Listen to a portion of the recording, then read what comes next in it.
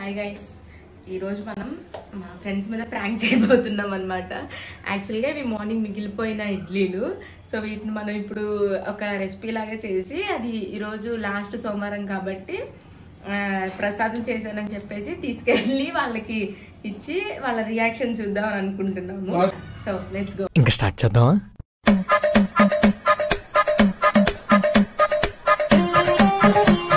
వాళ్ళ పీజీ దగ్గరికి అయితే వెళ్ళిపోతున్నాం. నోరు మూసుకొని రండి రండి రండి, బయటకు రండి. 7:30కి రమ్మన్నారు, టైం 8 అవుతుంది. అయినా సిగ్గులేదు. హాయ్ ఫ్రెండ్స్, మరి మేము చేసాము కార్తీక మాసం. మాత్రం తీయకు, ఆమె అందంగా తీయ. చూడండి ఫ్రెండ్స్, నోట్లేస్తున్నా. బాగుంది, అద్భుతం.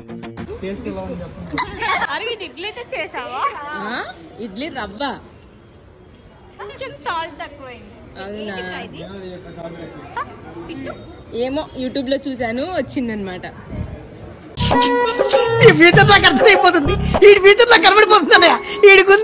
జస్ట్ నిన్న పొద్దున్నే మిగిలిపోయిన ఇడ్లీతో చేసుకొచ్చా.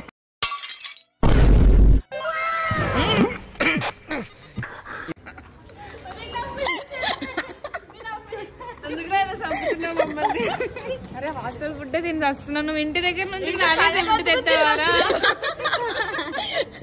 అరే మా ఇంకొక బాధ్యతరాలు కూడా వస్తుంది.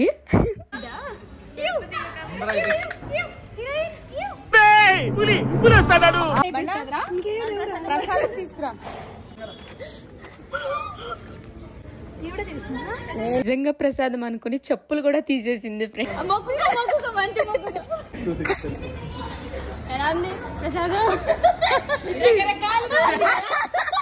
జస్ట్ నిన్న మిగిలిపోయింది, తాలింపు పెట్టుకొచ్చాగా. పోతాను పోతాను, నాకు ఇది వద్దు.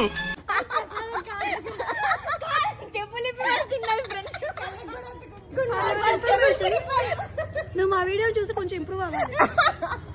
ఉప్పు లేదు, కారం లేదు, అసలు టేస్టే లేదు. మొత్తం అద్దెపోయింది, ఈ ప్రపంచంలో ఏమి లేదు. ఇది రియల్ ప్రసాదం. ప్రసాదం అంటే ఇలా ఉంటుంది, చూసి నేర్చుకో. నాకు షాల్వా కప్పాల్సింది పోయి, నన్ను పొగడాల్సింది పోయి, ఏంది మాటలు? నేను ఇటుంటే అటు అనుమానం ఒప్పిస్తాను.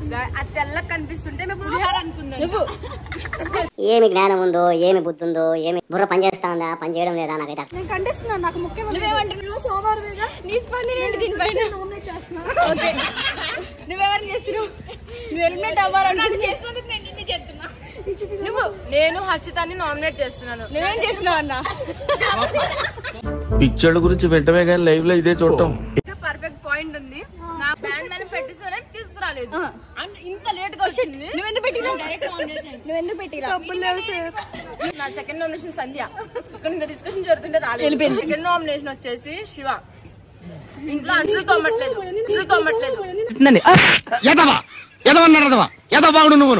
పాపం వర్క్ ఉందనమాట, అయినా కూడా మేము వదలమని తెలిసి ల్యాప్టాపే ఏకంగా కిందకి తెచ్చుకుంది. ఒక కాల్ కూడా జరిగింది, మీరే వినండి.